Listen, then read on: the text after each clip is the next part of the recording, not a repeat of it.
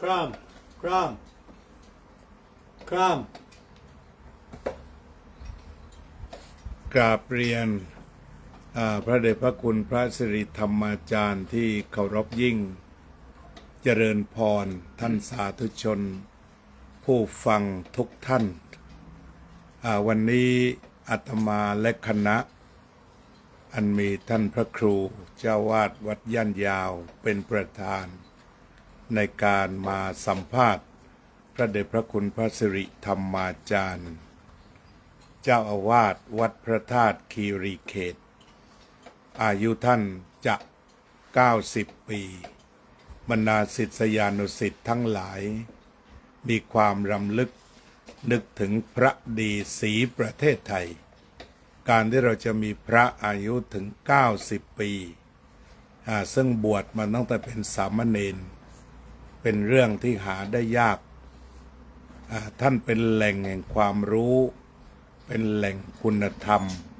เป็นผู้ทรงธรรมพูดตามสำนวนหลวงพ่อปัญญานันทะจะน้ำอุ่นใส่ขนาดนี้เลยถ้ามีน้ำอุ่นกันพูดถึงสำนวนหลวงพ่อปัญญานันทะก็กล่าวได้ว่าเป็นแม่ทัพธรรมที่สำคัญที่อยู่ในทุกวันนี้เพราะว่าการที่จะบวชได้นานขนาดนี้จะต้องผ่านสิ่งต่างๆมามากมายฉะนั้นตอนที่แล้วถ้าท่านได้ชมก็จะได้ทราบถึงการศึกษาเล่าเรียนชีวิตในวัยหนุ่มของท่านก่อนจะบวชกระผมก็อยากกราบเรียนถามพระเดชพระคุณว่าในยุคพศ 2000จบม.6 นี่พศ 2400 เท่าไหร่นะครับ490ความรักของคนหนุ่มสาวเป็นยังไงบ้างของพระเดชพระคุณและโดยทั่วไปไม่ทราบคนอยู่วัดประจำ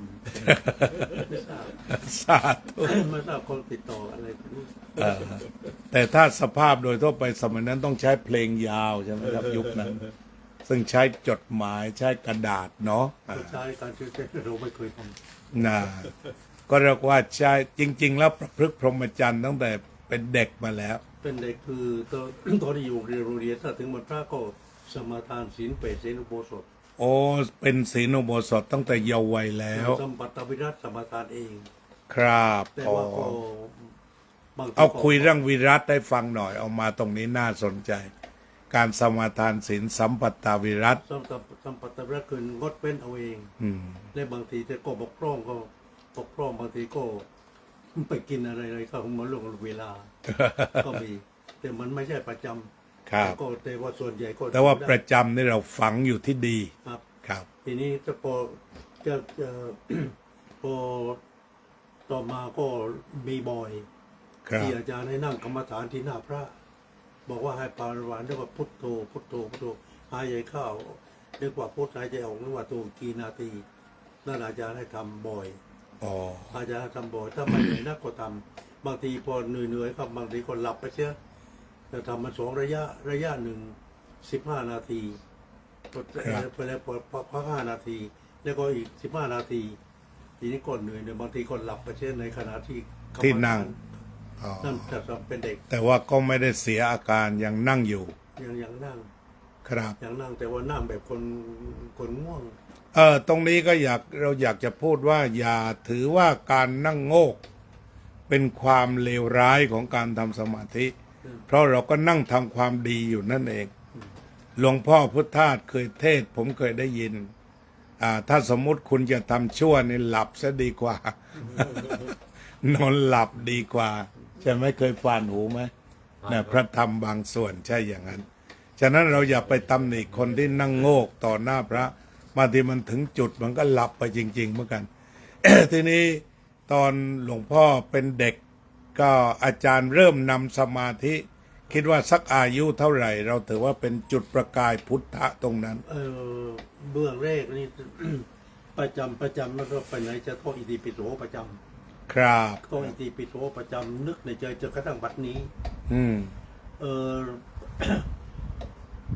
ถ้าโรงเรียนปิดวันเสาร์วันอาทิตย์ก็จะไปหาผับ ครับค ผั รั ก บ หวานผักหวาน ผักหวาน ผักหวานป่า ครับครับ ที่อยู่ใกล้ๆวัดไปหาผักหวานป่าไม่รู้จักเพราะที่อำเภอกระปงไม่มี ครับ มัน ผม มีที่ตัดหัวป่าเพราะฉะนั้นเราก็ไม่รู้จัก ไม่รู้จักก็ทีนี้มันมีใบคล้ายๆกับใบดีหมี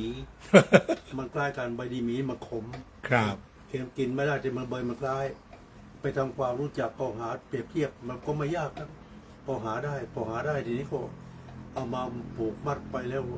ทีนี้คนเกที่เขามาวัดเขาเอ็นดูเขาบอกว่าไปหามาจะช่วยขายให้เราก็ได้50 ตังค์1 บาท ได้บ่อย ครับ คือเรื่องชีวิตก็ได้แล้วก็ ชีวิตที่ประจำก็คือเรื่องทำน้ำพริกถวายพระ ครับนี่ ทำน้ำพริกถวายพระทุกวัน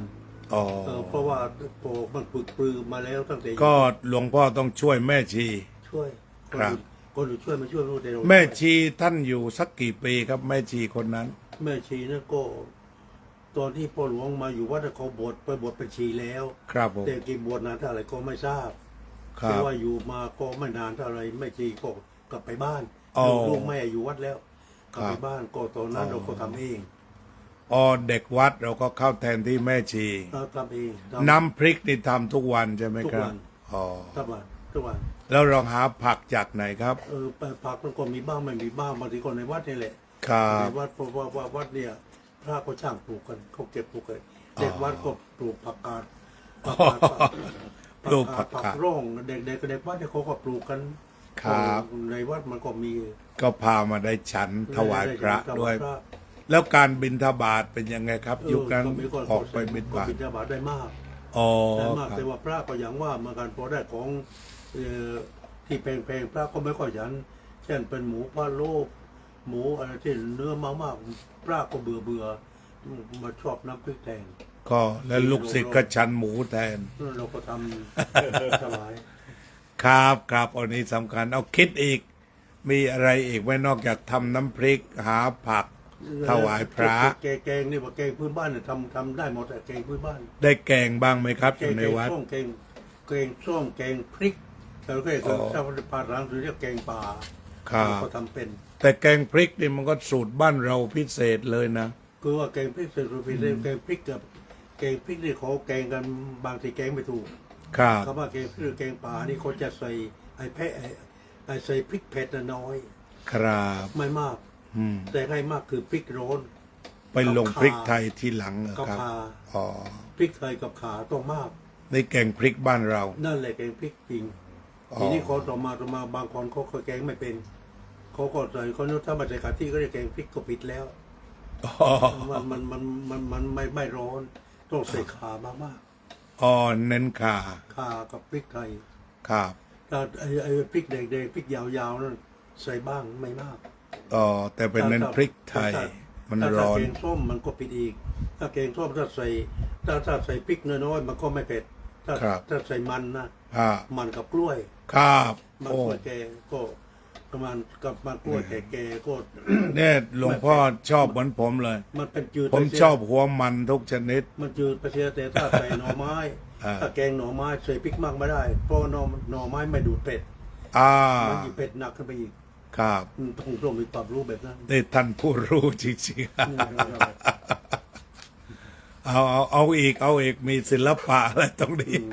ทีนี้ตะกี้เล่าบอกไปว่ามาตอนเป็นเด็กกัน ครับ ไม่อะไรขนมนี่หลายอย่าง ครับ ขนมครกก็ทำเป็น แล้วขนมหวานที่เอาแป้งมันมาคลุกกับสี ครับ สีแดงเรียกอะไรเป็นเม็ดทับทิม โอ้ครับ เม็ด ครั ทั บบ ทิมแบบนั้นเราก็ทำเป็นตั้งแต่เป็นเด็กๆแล้ว ครับ แล้วขนมประมาณ10 อย่างขนมพื้นบ้านเนี่ยทำเป็น ทำเป็นทั้งหมด ประมาณ10 อย่าง เอาเอ่ยนามดูสิครับเท่าที่จะเอ่ยได้ ขนมครกขนมเปียกขนมชั้น ขนมเปียกขนมครกแล้วก็เบื่อทอด เบื่อทอด ครับ เบื่อทอดคือแป้งก็ใช้ผักช้อง ครับ ผักช้องที่อยู่ในนา ครับ หรือไม่นั่นก็ใบขนุนอ่อนๆเอามาฝานเอามาหั่นให้ฝอยเข้า ครับ หรือใบเล็บครุฑ ครับ ใบเล็บครุฑ อ๋อ ใบชาพลู ใบเล็บครุฑทอดไข่ดี ได้ใบชาพลูและใบผักเมียง ครับ ไปปักอย่างนี้ก็มาทำเป็นเบื่อทอดเขาเรียกเบื่อทอดเบื่อ หมายถึงว่าเหมือนทอดมันใช่ไหมครับ ไม่ใช่หรอกที่เรียกมาจิ้มน้ำส้มเลย ผสมแป้งนิดหน่อย นั่นแหละภาคกลางแล้วก็ทอดมัน ชุบแป้ง ชุบแป้งทอดครับ ทอดก็ประมาณ10 อย่างขายรายวันหนึ่งก็จะได้ขายได้10 กว่าบาท ครับ แล้วถึงจะไปดูหนังดูมโนรา ครับอ้าวทีนี้ตอนเป็น แล้ว เด็ก ร่อนแร่ ต้องเด็กวัดได้ดูโนราบ้างไหมดูหนังบ้าง ตั้ง ไหม แต่เป็นเด็กมา ครับ เป็นเด็กก็ดูรานี่ชอบ อ๋อ ชอบโกลน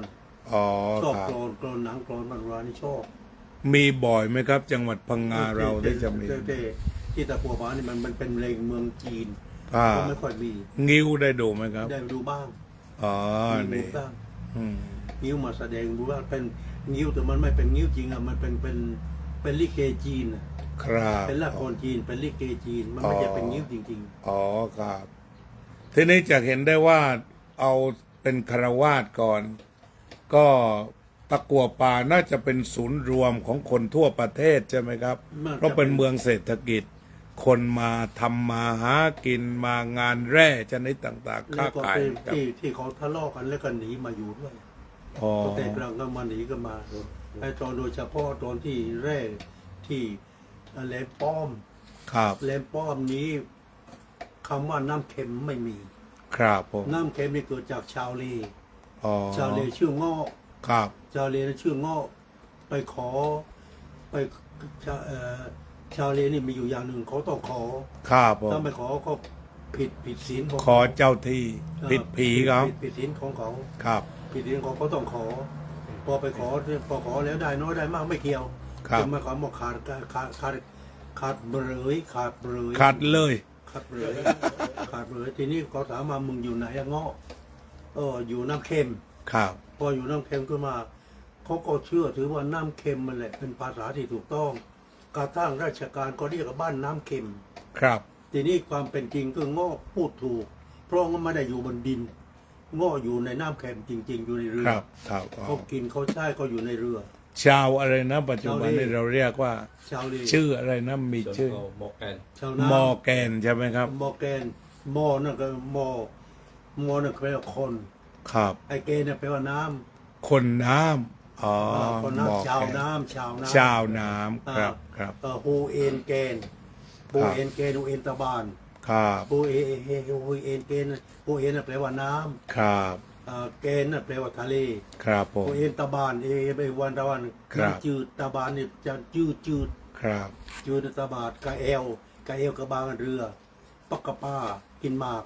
ดูดกินหมาก โอ้หลวงพ่อได้เยอะภาษาเลยนะ ยำจอนกินข้าวยำหนมกินหนม โอ้ อ้อยนี่อ้อย หมา หมานี่อ้อย โอ้มันอีกภาษาหนึ่งเลยนะเดาไม่ได้อะนะ อันนี้เป็นภา ชา ษา หวา ชาติ เล พั ย นธุ์ ปาดในมานำอยู่ยกไปเลยจะวายพลก1 2 3 4 6 7 8 9 10 โอ้เขามีภาษาเขาอยู่ โอ้ครับ ชาหวาเลยปาดในมานำอยู่ยกจะวายเลยจะวายพลก ชาติพันธุ์ แต่คนก็พูดได้แต่ ชาติ นี่เดี๋ยวนี้ก็ลืมเชื่อมเกลือหมดแล้ว อ๋อ แต่คนพูดได้ ครับก็เป็นว่าเศรษฐกิจรุ่งเรืองมาก ตั้งแต่โน้นมานะ ชาวพัง ไม่ งา ใช่แต่พูดเรื่องก็ไม่ผมมองคนละด้านเห็นว่าเรื่องฉิบหายได้มากกว่า ชิบหายด้านไหน ทำให้คนใจแตกทำให้คนใจเสีย อ๋อ คนถูรุ่ยถูร่ายมักง่ายทำงานไม่เป็น แต่ว่างานเงินนี่เราได้เยอะหาง่าย งานมันโรงงานถูรุ่ยถูร่ายหาง่าย อ๋อ เพราะในที่สุดคือมาพอว่างานผ่านไปแล้วคนลำบากขี้เกียจทำงานนี่คือท่าที่เหลืออยู่ เนื่องจากคนงานตรงนั้น อ๋อครับผม ตัวงอนดานโน้นก็ด้วยว่าดี แต่สุดแล้วมันไม่ดี ที่เหลือนี่คือซากศพที่เหลืออยู่เดี๋ยวนี้ซากศพเดินได้มาก โอ้ คืองานทำไม่เป็นที่เกียจทำงานก็เหลือมาจากความมักง่ายมาข้างกันโน้น คือเคยได้เงินมาง่าย ได้ง่าย ๆครับผม ได้ง่ายแล้วก็หมดง่าย ครับ แต่คนโจงหองทองขนท่าทางใหญ่โต ครับผมอ้าวอันนี้ก็เป็นนั้นว่าในชีวิตคารวาสตอนนั้นหลวงพ่อก็ได้สะท้อนภาพให้เราเห็นเศรษฐกิจสังคม ครับ ชีวิตผู้คนความเป็นอยู่นะครับ ก็พอสมควร ต่อไปก็จะเข้าสู่เหตุการณ์วันบรรพชาแหละครับว่าวันไหนอย่างไร วันนั้น ครับ เป็นวันวิสาขาบูชาวันขึ้น15 ค่ำเดือน 6 ครับผม พศ 2500 ครับ ก็อาจารย์ก็พาไปบวชที่วัดโน้นวัดเสนา วัดเสนา วัดเสนานุชรังสรรค์ ครับผม เพราะว่าอาจารย์เป็นเจ้าวาดของวัด อ๋อ เนื่องด้วยวิกฤตทางคณะสงฆ์ก็เกิดขึ้น อาจารย์ที่นี่เป็นเจ้าพระวินัยกรเพียร ครั ต่อบ มาได้รับประทานสมณศักดิ์เป็นพระครูสุคตธรรมพาน ครับผม สมภารหลังจากเลื่อนจากเจ้าเอาเจ้าคณะตำบลย่านยาว โอ้ ไม่ได้มาเป็นเจ้าหน้าอำเภอตะกัวป่า โอ้วัดนี้เป็นวัดสำคัญระดับอำเภออยู่นะครับ ก็ย่านยาว ที่วัดเสนานุกูลตรงนี้มีพระอุโบสถใช่ไหมครับ วัดเสนานุชรังสรรค์ อ๋อ วัดเสนานุชรังสรรค์ก็คือไอ้วัดนี้มันเป็นวัดเดียวกันหนังสืออยู่บน อ๋อ หนังสือเรียนอยู่มันเป็นวัดเดียวกัน อ๋อครับ วัดเดียวกันที่เจ้าการพูดแล้วก็มันมีประวัติศาสตร์ มันซ้อนอยู่ว่า อืม เจ้าเมืองตะกัวป่า ครับ พอเจ้าเมืองตะกัวป่าย้ายเมือง ครับ พอย้ายเมืองแล้วก็มาถึงก็รู้ว่าหัวใจเมืองก็คือสร้างวัด สร้างวัดตามแบบฉบับของกรุงเทพมหานคร หรือว่าอยุธยาก็จะยกธรรมะขึ้นก่อนก็สร้างวัดเป็นหลักฐาน ครับ พอสร้างวัดขึ้นมาก็มองหาที่ก็มาถึงพบพระที่อยู่ตรงนี้เป็นวัดป่าอรัญญวาสี ครับผ แล้ว ม ก็พระก็รู้ความประสงค์ของเจ้าเมืองก็ว่าเชิญเกิดเจ้าเมืองก็ดีแล้ว เจ้าเมืองก็ลงมือทำเขตพุทธาวาสขึ้นก่อน ครับ พอทำเขตพุทธาวาสชาวบ้านเรียกว่าวัดใหม่ วัดให คือ ม่ เป็นวัดเดียวกันนะมันอยู่คือแต่เดิมมาเรียกว่าวัดควรป้อม วัดนี้เหรอครับ ก็ทั้งหมดนั่นแหละบริเวณนี้เป็นวัดทั้ง อ๋ ห อ มด เป็นบริเวณไปยันตลาดเท่า เป็ นั้น น ป่าฮะเป็นตลาด อ๋อ ทางมุมนี้เป็นวัดหมด ครับผมครับผม ที่ตรงนั้นที่มันสูงทางที่ตะวันตกทิศตะวันออก ครับ ก็ยกให้เป็นวัดเรียกวัดควรป้อมพอ ครั เรีย บ กควรป้อมเจ้าเมืองโบราณใหม่ก็ตั้งชาวบ้านเรียกว่าวัดใหม่ ครับ แต่ว่าภาษาราชการเจ้าเมืองเรียกวัดเสนานุชรังสรรค์ ครับ เป็นภาษาราชการ ครับ ทีนี้แต่ก่อนนิมนต์พระที่อยู่บนวัดควรป้อมให้ขับไปอยู่ที่พระวัดควรป้อมก็เข้าไปอยู่อย่างเสียไม่ได้ ครับ ไม่ชอบอยู่ อ๋อ ก็พอได้โอกาสค่อยๆเล็ดลอดมาทีละองค์สององค์มาอยู่ มาอยู่ตรงวัดลุ่มอ่างทองวัดลุ่มตลาดใต้ ครับ ไปอยู่วัดควรเจดีย์คือบริชาวบ้านเรียกคือที่เรียงเดียวกันแต่ ครับ เรียกหลายชื่อตามภูมิภาค อ๋อครับ รูปภาคตีก็ ทีนี้วันที่หลวงพ่อบวชก็เลยไปบวชวัดเสนานุช เพราะซึ่งอาจารย์รักษาการเจ้าวาด ครับ เพราะว่ามันเกิดเรื่องวิกฤต อาจารย์บวชสามเณรใช่ไหมครับ ปี2500ท้วน บทสามเณรก่อน ครับ สามเณรก่อนแต่วันนั้น ตอนนั้น18ใช่ไหมก็อายุ ไม่ใช่ก็18เกินแล้ว ครับ 18เกินแล้วก็ย่างเข้า19ปลายปี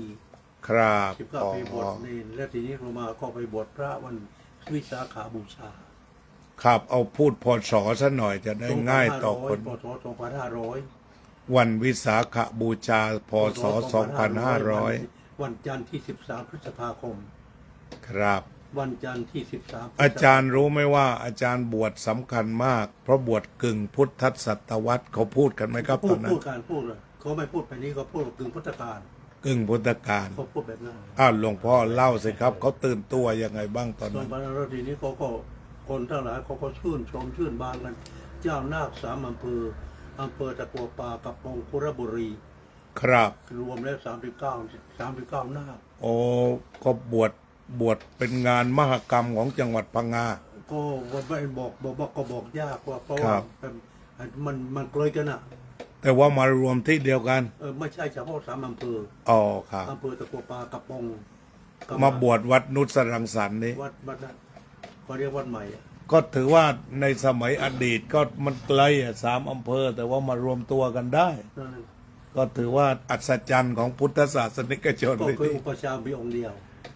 เอาประชายาก อุปชฌาย์มีองค์เดียว ก็คือหลวงพ่อที่นี่ ครับ พระครูวินัยทรที่ ทุก นี่ คนทุกคนธรรมพาน สุคตธรรมปานที่นี่ ทุก ครับ ธรรมพานเจ้าหน้าอำเภอตะกัวป่า บวช39เอาค่อยๆเล่าหน่อยสนุกเลยที บว นี้ ช39บวช วิธีเข้าบวชเนนก่อน บวชเนรในตอนเช้าภาคเช้า ภาคเช้า วันนี้ภาคเช้าพอตอนบ่ายค่อยยวดกิจจตุรกรรมไปถึงจุด ครับ ของพ่อหลวงนี่ตี19ถึงเสร็จ 19 นาฬิกา ตี7หัวค่ ครับยัตติกัน39 รูป ำ39รูปถึงตี19 ตีเก้าก็ตีเจ็ดหัวค่ำยังเสร็จ ครับ พอเสร็จก็เวียนเทียนวิอาสานาบูชาเป็นปีที่หนึ่ง โอ้ค ปี รับ ที่หนึ่งของประเทศ ครับอ๋ออาสาฬบูชา วิสาขาบูชา วิสาขาบูชา ชาและอาสาฬบูชาก็ปีนั้น อ๋อ ทีนี้ก็ อ๋อนี่เขาเพิ่งตั้งเลยใช่ไหมครับ วันพวกนี้ เพิ่งจะ เอาเล่าความเป็นมาที่เขาตั้งดูสิครับ ก็เล่าได้แค่ ประ นี้ กาศยังไงบ้าง ก็ประกาศมาได้แล้วแค่นี้ ครับครับ ก็พอประมาณตีเก้าถึงเสร็จพอเสร็จอาจารย์นึกพามาเดินมาตามวัดมาอยู่ที่นี่ แล้วพระที่อยู่คุระบุรีจะไปกันยังไงหรือ เขาก็ไปย่านยาวก่อน อ๋อ ก็ไปพักที่ย่านยาวก่อน เออ พอย่านยาวแล้วค่อยลงเรือไปกุระบุรี โอ้ไปเรือ ไปเรือ จากนี้ไปเรือไหม ไปเรือเจล อ๋อนี่เส้นนี้มีแม่น้ำเหรอครับ ขึ้นถึงอำเภอกระโปรงเลยครับ เนี่ยน่าสนใจมากเลย ถ้าพูดไปมาก็ยาวคือเรือนี้แหละที่ พูดให้ยาวไปเลยหลวงพ่อ เส้นทาง อ่า เส้นทางของสมณทูตส อ่า มณทูตสายของพระราชอุตรานี่นั่งเรือทางนี้ โอ้ครับครับครับ นั่งเรือทางนี้คุณขึ้นภูเขาศก อ๋อ ภูเขาศกแล้วไปล่องแม่น้ำผม พระโสนะก็มาที่นี่ด้วย มันพระโถน้ำไม่ทราบแต่ว่าสายงาน สายงาน สายงานครับ เผยแผ่ธรรมพระสมณทูตของพระเจ้าอโศกมหาราช อ๋อก็พระโสนะอุตรานี่แหละ มากับเรือพรามนั่นแหละ พระตัดสนุดร อ่า ก็ผ่านวัดย่านยาวผ่านวัดคง ไอ้ คา ตรงไหนนะที่พ่อหลวงเคยบอกเขาทำอนุสาวรีย์อะไรนะในตะกัวป่าเราเนี่ย อารุสาวรีย์อะไร ที่ว่าของฝ่ายพราหมณ์อะชื่ออะไรนะตรงนั้น อะไรพระ โน่นนารายณ์ นารายณ์ อยู่ที่ปากเหล อ๋อ ปากเหลทีนี้พอเรือไปแล้วกระทั่งถึงไปถึงนั่นกระทั่งเรือไปไม่ได้เลย ท่าหัน พอเรือไปไม่ได้ก็เรื่องนั้นคือท่ากลับหัวเรือ ครับท่าหันใกล้บ้านหลวงพ่อไหม ไม่คนละแพร่กันคนละแพร่กัน มันลมดี อ๋อ ใกล้ครบแล้ว คนละตำบล เพราะว่าพ่อหลวงอยู่กระโปงนี่ตรงนั้นกระโปงใกล้ๆตีนเขาศกที่เราฉันข้าวก่อนเดินน่ะ เดินข้ามเขามาทางตะวันตก อ๋อ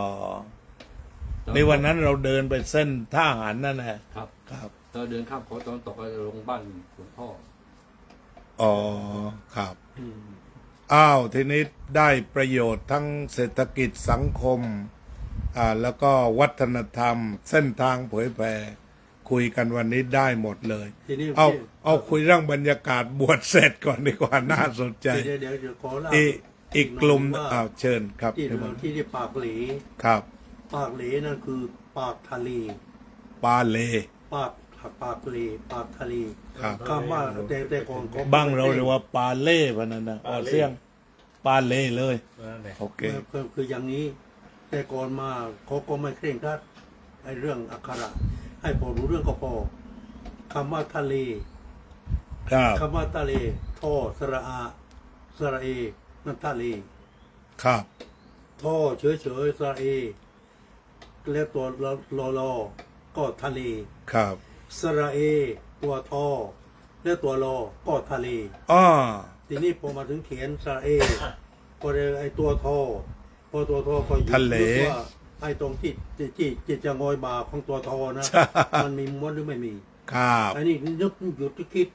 แต่ขณะที่คิดว่ามันมีหรือไม่มีมือไม่นิ่งอ่ะ ครับ มือไม่นิ่งมันมีหรือไม่มีอ่ะนึกพอบอกไหมอ่ะนี่จะเขียนตัวทอนะนึกออกไหมอ่ะ เออ จะเขียนตัวทอพอเขียนตัวทอพอมาถึงเขียนตัวทอแบบนี้พอม้วนขึ้นมาบนไอ้บอลจะงอยบาของตัวทอมันม้วนหรือไม่ม้วนนั่นนี่นึกนะนึกคิดขณะที่ม้วนนึกคิดว่ามีหรือไม่มีไอ้มือไม่นิ่งอ่ะพอมือไม่นิ่งมันออกมาเป็นหอ ครับ ตัวทอกลายเป็นหอ อ่า อยู่หน้ารอก็กลาย ทะ เป็น เล ไป อ๋ออันนี้ลึกซึ้งมากปราดเลย ทีนี้ตอนที่เป็นเด็กมานี่น้ำอย่างมีมาก บริเวณ ครับ นั่งเรือมาเรือทอไม่ได้ อ๋อ ทอไม่ถึงน้ำมันลึก อืม น้ำหมุน เอานิดโยมแดงจะแทรกหน่อยเอาเชิญ ครับขออนุญาตนิดนึงภาษาปากทะเลแต่พื้นถิ่นชอบพูดตัดความยาว อันนี้เป็นภาษาชาวบ้าน เรียกว่าแทนที่จะพูดทะเลเป็นปากเล ปาเล เป็นเลตัวเดียว อืม ตัดไอตัวทะเลออก ตัวทะออกไป ครับเนี่ยนะ แบบปักใต้ที่พูดไว้ ทั่วไปใช่ครับ ครับ เดี๋ยวนี้เขาก็ยังพูดไปไหนไปเลย ทีนี้เสริมอีกนิดหนึ่ง ตอนอาจารย์เดินทางจากกระปงมาที่นี่มาเรือด้วยไหมครับ สองอย่างมาเรือด้วยเดินด้วย เดินมาตื่นลงที่ไหน ก็เดินมาทางเดินมามันเป็นทางเดินมาด้วย ครับผม พอมาถึงมาละหารข้างคาว ครับ นั่งเรือแพนั่งเรือหรือแพมันมีสองท่า อืม บางทีก็มาทางท่าเกลยพอท่าเกลยมานั่ง ครับ ให้หายเหนื่อย ครับ แล้วถ้ามาท่าใกล้มันก็ข้ามเดี๋ยวก็เหนื่อย ทีนี้พอจากจุดนั้นมาขึ้นที่ไหนครับผม ก็มาขึ้นอีกฝั่งไปอีกฝั่งหนึ่งก็ริมทหารนั่นแหละ อ๋อ จากฝั่งนู้นมาฝั่งนี้ อืม แล้วก็เดินต่อมาจนกระทั่งถึงตะโกป่า ครับ ตอนนี้เดินเท้ามาถึงวัดเลย เดินเท้า ครับ แต่ถ้าบางทีก็เดินนั่งเรือ คือเรือแจวเรือพาย ครับ ก็ดังว่าก็พอมาถึงไอ้ปากเหลตรงนั้นน้ำวน ครับ เรือโถไม่ถึง โอ้ ต้องใช้พาย อืม แต่เขาใช้โถสำหรับจะค้ำอย่าให้เรือไปเข้าที่ตาลิง ครับผม เดี๋ยวนี้มันมีใส่ห้อ ต้ ย นไทรห้อย ใส่ห้อยจะพันเรือล่ม ครับ และ ผม ข้างล่างมีจระเข้ อ่า น้ำลึกด้วยจะจมน้ำตาย นั่นก็คือ จระเข้เคยฟาดใครไหมครับตัวนั้น จะก็คงจะมีบ้าง แต่ว่าแต่ที่ให้เห็นข้าวคนไม่เคยเห็น แต่เห็นมันนอนอาปากด้วยเห็นบ่อย โอ้ นอนอาปากครับ ครับผม เอาก็เป็นว่า ขอกลับไปตอนบวชเสร็จอีกทีหมายความว่าไปย่านยาวหนึ่งชุด ใช่ไหมครับ ไปพักพระวันนั้น39 รูป จะไปกเขา เกาะคอเขาอีก เกาะพระทองนั่นแหละ เขาพระทอง ไปเกาะเขา ลงเรือไปเลยใช่ไหมครับ บวช ยัง เสร็จ ไม่ได้ไปข้างวัดยันยาวก่อน ครับครับ ทีนี้จะไปยันยาวก็ต้องรุ่งเช้า ครับ ทำไมนั้นก็รอไปพอกลางคืน เพราะว่าจะไปทางโน้นก็ว่าต้องไปเช้า หรือว่าแล้วแต่น้ำขึ้นน้ำลง ครับ ให้มีทำไมน้ำมัน นี่เกาะพระทองตรงนั้นมีวัดแล้วใช่ไหมครับ ไม่มีวัดมีแต่วัดเป็นวัดร้าง อ๋อ ที่เทศดำหนังก็เป็นวัดร้าง วัดที่โคราชบุรีวัดนางย้อนก็เป็นวัดร้าง วัดนางย้อน วัดตำหนัง อ่าเกาะพระทอง ก็พระทองก็ชื่อมันชื่อว่ากอพระทอง แต่วัดตำหนังวัดนางย้อนมาอยู่คนละว่ากัน ครับครับก็ตอนนั้นเป็นว่า พระบวช3 อำเภอ 39 รูป ย้ายไปถึงเฉพาะบ่อนหลวงอีก ครับพ่อหลวงเอาพ่อหลวงมาวัดนี้ มาวัดนี้พอมาวัดนี้ก็มาก็ปีนั่นแหละ ครูนักธรรมไม่มี ครับ ครูนักธรรมไม่มีพอเข้าพรรษาคุณพระท่านนักธรรมทั้ง3-4 วัดนี่ก็20 กว่าองค์ ครับ ก็ ผ 20 ม กว่าองค์เขาตั้งให้เป็นครู อ๋อ ให้สอนทำวิภาคกับสอนคาทู คือหลวงพ่อยังไม่ได้นักธรรมตรี แต่ต้องสอนนักธรรมตรี เพราะว่าได้ทำศึกษาตรีมาแล้ว อ๋อได้ธรรมศึกษาจากคารวาสแล้วก็หลวงพ่อต้องเรียนนักธรรมตรีด้วย ได้ด้วย ครับผม นี่กับนักทำศึกษาสอนกระทู้กับธรรมิภาพ ครับ วินัยกับพุทธประวัติต้องมีพระผู้ใหญ่2 องค์แบ่งกันสอนคนละวิชา ครับโอ้โหหลวงพ่อได้รับภารกิจศาสนาตั้งแต่ นั่น ไม่ถึงพรรษา ไม่ถึงพรรษา ได้รับงานพระศาสนาแล้วนะครับ น่าอนุโมทนาสาธุจริง ทีนี้พอในระหว่างนั้นเนี่ยบวช2 วัน ๆ ครับ พอบวช2 วันขึ้นวันที่3เขาให้อ่านคัมภีร์วันธรรมาสน์ เทศเลยวันที่3นี่เทศเลย วันที่3ลงมืออ่านคัมภีร์ ถือว่าแสดงธรรมละบวช3 วันแสดงธรรม บวช2 วันบวช2 วัน 2 วันอันนี้โยมช่วยกันเนี่ย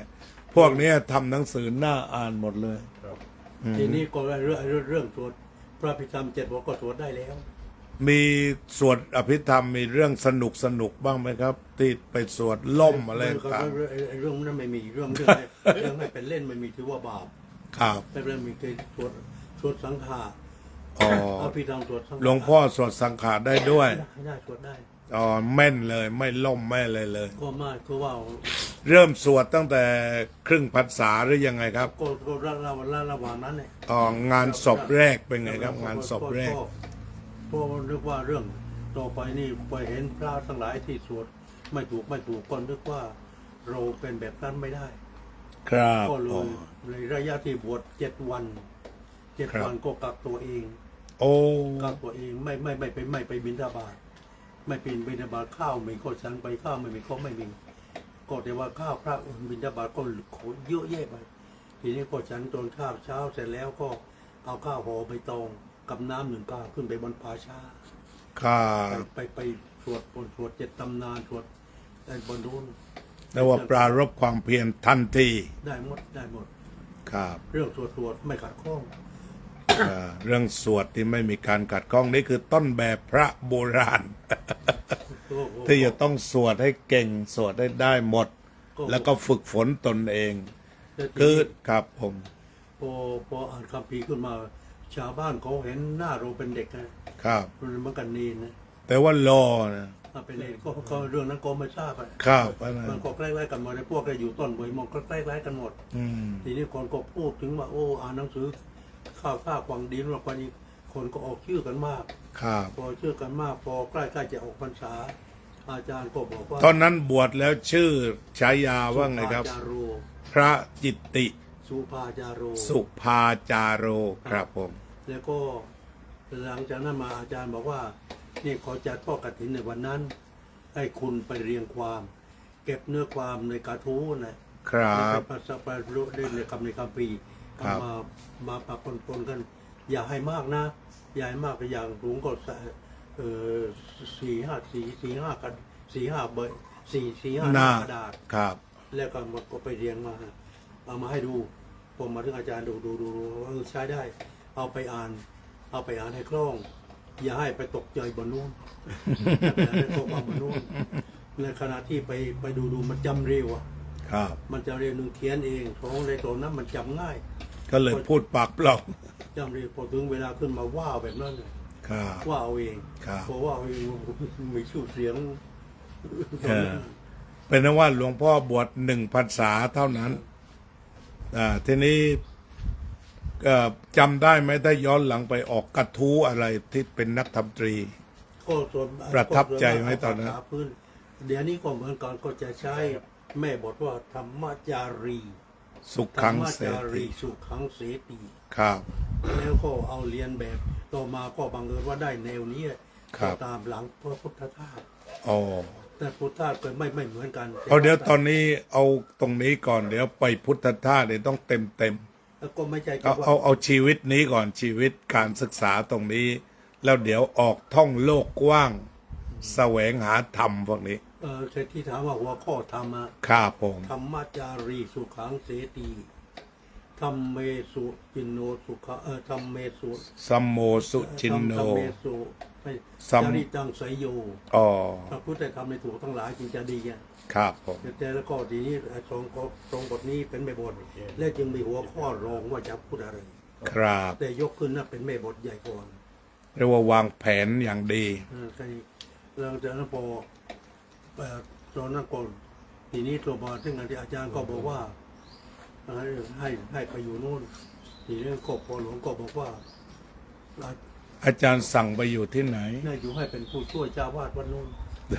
พอเจ้าโยม ภายในพรรษาเดียว ก็ไม่พอออกพรรษาแล้วก็ยังว่าให้ไปอยู่ตรงนู้นก่อน ครับ ที่ให้ไปอยู่ที่นู่น คือไปอยู่วัด อยู่ก็ทำโรงเจ้าวาด คือวัดอะไร วัดเสนานุจรังสรรค์ เสนานุจรังสรรค์ครับ คือนั่น ครับ คือทำโรงเจ้าวาดแต่ท่านยังไม่ตั้งตี ครับเป็นสำรอง ทำโรงไว้ก่อน ครับ พอทำโรงก่อนเลยบอกว่า ถ้าอาจารย์ให้ไปอยู่ที่นั่นผมก็จะไม่อยู่แล้ว อ้าว ที่ผมไม่รู้หนังสือก็เพราะอาจารย์นั่นแหละ เพราะว่าผมหวงอาจารย์เลย ครับ ถ้าอาจารย์ให้ไปแค่นี้ผมก็จะไปที่อื่นไม่ไปก็ไม่ไปอย่าพูดมาก ครับ นั่นเรื่องเบื้องต้น ก็อย่าพูดมากอย่าคืออย่าเอตโรยันโนหู ใช่ ยันโนหูคืออย่าพูดมาก คือบอกถ้าที่ผมไม่รู้เรื่องอะไรอยู่ก็เพราะหวงอาจารย์นั่นแหละถ้าอาจารย์ไหนไปอยู่แค่นี้ผมก็จะไปอยู่ที่อื่น ครับ ที่รู้ว่าเจอที่อาจารย์ว่าไม่ไปก็อย่าไปแต่ว่าอย่าพูดมาก ครับ ทีนี้พอพรรษาต่อระหว่างนั้นคือมาคนเทศบ่อยคนเทศบ่อยอ่านหนังสือมากเข้าไปว่าพอสมควรคนก็ออกชื่อกันควร เอาจนกระทั่งจบนักธรรมเอก เอาซะก่อน ไม่ได้ อ๋อ ไม่ได้ปล่อยได้ระโปหลังจากนั้นก็ มีพ่อบุญธรรมคนหนึ่ง ครับ หมอพ่อบุญธรรมนี่พื้นบ้านเขาเรียกหมอโพยเป็นหมอสมุนไพร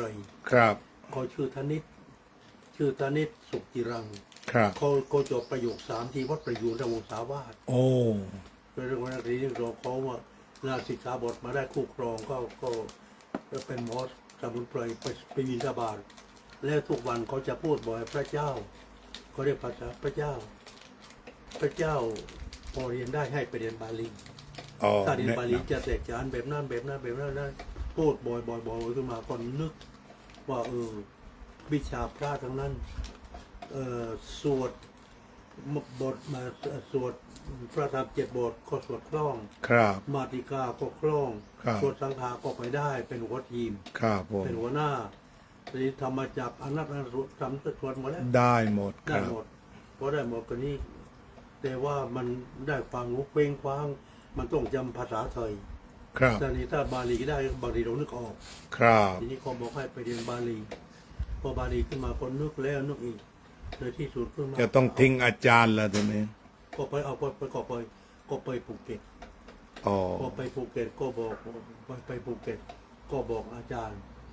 ว่าถ้างั้นก็ไปอยู่กับพระครูพิพัฒน์สมาจารย์ เจ้าคณะอำเภอเมืองภูเก็ต ครับ อยู่วัดมงคลนิมิตร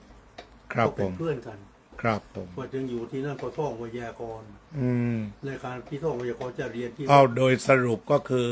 ได้นักทำโทแล้วใช่ไหมครับ ที่ไปเรียนบาลี ยังไม่ ได้นักทำตรี ไม่ได้นักธรรมตรี ครับ พอไปอยู่ที่นั่นก็ท่องไวยากรณ์อยู่ แต่ว่ามันอยู่ภูเก็ตก็ลำบากญาติไปเยี่ยมบ่อย ครับ พอญาติเยี่ยมบ่อยขึ้นมากับกริ่ง3 ล้อมันโอ้โหมากที่ก็อยู่มันคับแคบ อืม ทีนี้ก็พระก็บอกว่า ถ้าจะเรียนบาลีก็ไปเที่ยวพัทลุงลองดู แต่ว่าไวยากรณ์จบแล้วยังปีนั้น นะ เรียนไวยากรณ์จบ ไม่ แล้ว ยั ยัง ง ไม่จบ อ๋อ พอไปข้างรถท่องหลักไวยากรณ์ พอได้เรียนก็มันวุ่นวายหน่อยที่วัดนั้น การที่พอไปเที่ยวไวยากรณ์พัทลุงก่อนระหว่างนั้นเนี่ยที่ท่องไวยากรณ์ก็เดินไปเที่ยวไปในวัดเทวาไปพบพระครูธรรมวิธานโกศล ครับ เป็นนักเทศน์จากสำนักวัดประยูน อ๋อ พอ ค ถึ รั ง บ ไปถึงก็ไปฝึกเขาท่านพูดธรรมะกวางประกวางความก็เข้าได้ก็บอกว่าของมาเป็นศิษย์ของลุงเรียกลุงท่าน ครับ ท่านก็บอกว่าได้พอได้ก็ก็เอากันนะก่อยฟังนะก่อยฟังท่านก็ว่าอาริยทรัพย์ไปฟัง ครับ ตั้งต้นขึ้นมาศรัทธาสนังศีลสนังอิริโอตปยังทานังลงมือว่าท่านก็ว่าเราก็นั่งฟังพอนั่งฟังแล้วก็เอ้าคุณว่าดีพอรุ่งขึ้นเช้าเราก็ว่าใช้ได้ พอใช้ได้ก็หลังจากนั้นมาก็ซ้อมอยู่รู้สึกว่าก็พอไปไหวพอไปไหวมันมีงานขึ้นมาในวัด ครับ เศรษฐีของภูเก็ต ครับ ไปบอกเจ้าคณะจังหวัดซึ่งเป็นเจ้าวัดวัดมงคลนิมิตร ครับ ว่าประตูบานประตูโบสถ์เนี่ยสวยมาก ครับ สร้างมาแต่ก่อนมันไม่มีพอถึ ครั ง บ มากเลยอยากจะฉลองสัก2 วัน ครับ แล้วที่หลวงพ่อเจ้าจังหวัดก็บอกว่า ก็ตามใจโยมจะทำบุญก็ตามใจก็ฉลอง2 วันก็มีลิเกกำลังฉายกลางเพลง ครับ แล้วทีนี้2 วันก็จัดพระเทศน์เรียบร้อยแล้วคือพระครูพิพัฒน์กับพระครูธรรมวิธานโกศล ครับ คือคนละคืน ครับ คนละคืน ครับ ทีนี้พอตัวมาคนที่ทำบุญเนี่ยก็บอกว่าขออีกสักคืนพอละคืนไม่มีพระเทศน์พอไม่มีพระเทศน์ขึ้นมานี้เขาก็มองหาว่าใครจะเทศน์ได้เขาก็ออกชื่อถึงว่าโน่นเนี่ยพระที่อยู่กับพระครูพิพัฒน์นะที่เจ้าหน้าที่ก็เรียกตัวตามมาที่นี่เทศน์สักคืนได้ไหมบอกว่าหลวงพ่อใช้นี่เทศน์ได้ไม่ได้ก็ต้องทำก็ตามใจเอาทำไปดีๆนะทำดีๆนะทำสิคนลงเทศน์ตอนนั้นมีชื่อเสียงมากเด็กเป็นเด็กด้วย ใช่ ทีนี้ก็อาจไปว่าก็ดูเป็นคนไม่เกะกะ ครับครับ ไม่เกะกะก็คนทั้งหลายก็ชื่นชมเขาใจบุญอยู่แล้วนี่ ใช่ครับ เทศนั้นทีนี้คนนึกว่า พระก็บอกว่าถ้าจะเรียนบาลีไปเที่ยวพัทลุงก่อน ครับ ก็ไปที่บริษัทเรือติดต่อที่เรือแล้วก็รู้ตัวว่าเรือออกรถไม่มี ครับ ไปที่ท่าเรือถลาง แล้วไปขึ้นที่ ท่าเรือภูเก็ตชื่อว่าท่าสลาง ท่าถลาง ท่าสลางมันสองท่าท่านาเรศท่า ครับ นาเรศกับท่าสลาง ครับ ท่านาเรศไปไม่ได้น้ำแห้ง ครับ ต้องไปทางท่าสลางน้ำลึก ครับผม นั่งเรือไป1 คืนถ้าเรือใหญ่ก็1 คืน หรือ1 วันจะ ไป ถึง ขึ้นที่ จะถึงกันตัง อ๋อเส้นทางไปทางนี้ไปขึ้นกันตังครับ กันตังแล้วก็นั่งรถไฟต่อเข้าทับเที่ยงคือตัวเมืองตรัง ครับค แล้ รั ว บ จึงนั่งรถบรรทุกข้าวสารเข้าพัทลุงลำบาก รถบรรทุกข้าวสารนี่ขึ้นนั่งยังไงครับ ลูกข้าวสารบรรทุกข้าวสารจากพัทลุงมา ครับ มาขายที่ภูเก็ต อืม แต่เขาทุกมาทางตรัง แต่ว่าเขามาลงเรือตรงท่านั้นอ๋อ ขากลับเขาก็นั่งรถบรรทุกข้าวสารเข้าพัทลุง อืมเขาให้นั่งเรียบร้อยดี เออ อ้าวไปถึงกราบหลวงพ่อที่พัทลุง ตอนนั้นหลวงพ่อเทพเก่าเป็นเจ้าสำนักอ่ะ ก็อยู่ไม่ได้ ครับ ไปถึงอยู่ที่นู่นเห็นเขาก็เอ็นดูก็พาไปฝากอยู่ไม่ได้ ไม่มีที่อยู่เต็มหมด บันดังพัทลุง เจ้า ดั คุ ง ณนี่เจ้าคุณวีรนาถมุนี ครับ วีรนาถมุนีพระมหาเพียรเจ้าคณะจังหวัด นั่นแหละที่สุดท้ายเป็นหลวงพ่อ เป็น ธรรมใช่ไหม พระปัญญาจารย์น่ะ ใช่ครับครับ นั่นเลยก็บอกว่ามหาพองกับมหาประนอมโตมาก็ประนอมนี่เป็นเจ้าคุณวิสุทธิปัญญาพรอยู่วัดสมบัติ อยู่วัดชนประทาน กับเขาเรียกท่านเคย ครับ กับมหาพองอยู่วัดแจ้ง เลขแกอ่อนกว่าพ่อหลวงเลยนี่อาจารย์นอมหรือแกกว่า เกว่า อ๋อเหรอ เกว่า จะเป็นร้อยแล้วสิงั้น ก็หน้าก็ไม่ถึงก็เกือบไป มาทานใกล้ทานใกล้ ทีนี้ก็พาไปฝากที่วัดโคงเนียน อืม ที่วัดโคงเนียนอยู่วัดโคงเนียนอยู่ คืนในพัทลุง อยู่ ครับ อยู่ไม่สะดวกนักอะสู่2 ปีพอ2 ปีเจ้าคุณพิสารเจ้าตัวมาเป็นเจ้าจังหวัดพัทลุงท่านก็บอกว่ากุฏิว่างแล้วจะมาก็มาปล่อยเลยไม่ต้องพูด2 ครั้งเหนื่อยเต็มทีแล้ว ก็มาถึงก็สอบประโยค2 ปี ครับ พอครบ2 ปีเขาให้สอบแต่สอบไม่ได้ อืม ออกประนามคาถาออกประนามคาถาเร็วๆ เจ็บเลย เราเรียนเลยไป เรียนพ้นหมด วัดน้ำพญาเป็นแม่กองปี ค แร รับ ก ครับ ออกประนามคาถาเราก็ตกพอไปที่3เราได้ เพราะว่าตอนนั้นแปลธรรมบททั้งหมด 8 ภาค 8 ภาค สอบทีเดียว 88จบ โอ้ยสาธุยิ่งใหญ่ 88จบหมายความ นี่ ว่า ผมยังหลงตัวเองว่าแปล20 รอบอยู่นะเนี่ย ยอมแพ้พ่อหลวง88จบ ลูกศิษย์พระมหาชนกอย่างนั้นพ่อหลวงเนี่ยมีอะไรที่เด็ดขาดมาก88จบผ่านเลย พ่อหลวงนี่ชมตัวเอง ครับ จบตัวเองมาเรื่องขยัน ขยัน แต่ถ้าพ่อหลวงไม่โง่แล้วเราคือมองว่ามันเป็น เราชมได้เรื่องเราขยันเรามีคุณธรรมพูดได้เลย คือทนมากอดทนมาก อดทนครับ นี่ก็3 ปีก็เท่ากับปีละประโยคนะไม่ได้ตก เพราะแบบพาดชั้นเราไม่นับเลย ครับ แล้วได้นักธรรมเอกแล้ว พร้อมกันปทสาม ได้ ได้สำนักพัทลุง ได้พัฒนลุง หลวงพ่อเป็นศิษย์พัทลุง ครับ ลูกของหลวงพ่อเพียรปท7 นะครับ หลวงพ่อเพียรนี่เขาเล่าลือกันว่า ท่องไวยากรณ์ทุกวันจนมรณภาพว่างั้น เขาว่ากันอย่างไรนั้นเนี่ย เขาว่ากันแบบนั้น เรียกท่านเด็ก กวาดขยะด้วย ท่านเด็กชานจริงนั่นแหละ ครับ จริงด้วยแล้วก็ท่านท่องมายุดด้วย ทีนี้เจ้าก็ถ้าพูดแบบนั้นก็มีเจ้าหน้าจำพลเข้ามาเยี่ยม ครับ เจ้าคุณราชยานกวี โอ้ ก็มาเยี่ยมกันพอเยี่ยมกันนี่ขากลับ อืม ก็นั่ง3 ล้อถีบ อ๋อ สามโล นี่อุปชฌาย์ผม อยู่3 ล้อปั่นไปขึ้นบางคืนว่านั่งใกล้กันนะครับ ผมจะไปไหนผมไม่รู้ลืมแล้วพอนั่งใกล้กันก็นั่งคุยกันจนกระทั่งท่านลงหลังสวน อ๋อนั่งรถไฟเหรอ นั่งรถไฟ อ๋อ นั่งลงหลังสวนนั่งคุยกันไปเจ้านายฉันข้าบอกว่าผมไม่ฉันเขาก็เจ้าคุณเพียรจัดเป็นโตถวาย อ๋อ ไปส่งที่สถานีรถไฟ อ๋อ แล้วไปนั่งใกล้กับ หลวงพ่อราชยานกวี ราชยานกวี ครับ บุญชวน บนชวนเคมาพิรัตน์ บุญชวนเกมาพิรัตน์ ครับเอาหลังจากหลวงพ่อจบปท3แล้วเรียนอีกกี่ปีอยู่พัทลุงครับผม ไม่ได้อยู่พอไปอยู่กรุงเทพ ไปอยู่วัด อ ไปอยู่วัดดุสิตาราม อ๋อนี่เป็นศิษย์วัดดุสิตเลย รุ่นพี่ท่านเจ้าคุณปัจจุบันนี้หลายปี หลายปีเป็น แต่ไปอยู่กับหลวงพ่อวันใช่ไหมครับ ไม่ใช่อยู่มันอยู่ใกล้ด้วยกันแต่ไม่ใช่ เขาเรียกอาจารย์วัน ไม่ใช่ ชาวท่าฉาง ไม่ได้อยู่จากคนวันอยู่ ครับ อืมก็อยู่เจ้าคุณเทพประสิทธิคุณเลย ครับ หลวงวัดปิจญาติ อ๋อท่านอยู่วัดดุสิตเมื่อก่อน ยู่วัดดุสิต ครับ ยังไม่ย้ายไปสิ เป็นประเรียนไหนตอนนั้น ใครอะ ของพระเทพประสิทธิคุณเนี่ย เรื่องประเด็น6 อ๋อ ประเด็น6ทีนี้ไปอยู่ที่นั่น3 พรรษา หลวงพ่อไปอยู่3 ภาษา 3 พรรษา ครับ สอบได้ถึงปรริญญา 6อ๋อได้เป็นประเด็น5 ครับผม พอประเด็น5ขึ้นมาเกิดมาสบายขึ้นมา ครับ เป็นโรคหืดหอบ โอ้ เป็นโรคหืดหอบก็กลับมา ครับ พอกลับมาวัดทีนี้เป็นโรคคือโรคกลับมาพอใกล้ๆจะเข้าพรรษารู้สึกว่าพออย่างชั่วขึ้นมาประจำความเพียรต่อ ทีนี้ ที่อยู่ไม่มีแก้ว อ๋อ เพราะว่ากรุงเทพพอพระออกคนมันก็เต็มทันที จะประเรียน6 ทีนี้ ครับ ไปอยู่กับสวนพุทธที่เชียงใหม่กับนาตานแพรว ครับอ๋อนาธานแผลอ่า พระกุปาลแพรว ครับ เอาตอนนี้เดี๋ยวผมจะตัดให้เป็นฉาก เพราะว่าคนทำหนังสือจะได้ง่าย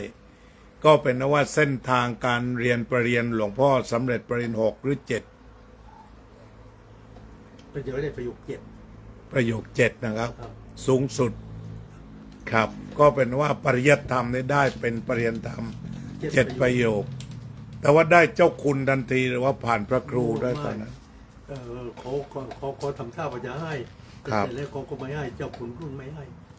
อ๋อ เจ้าขุนรุ่นเราต้ม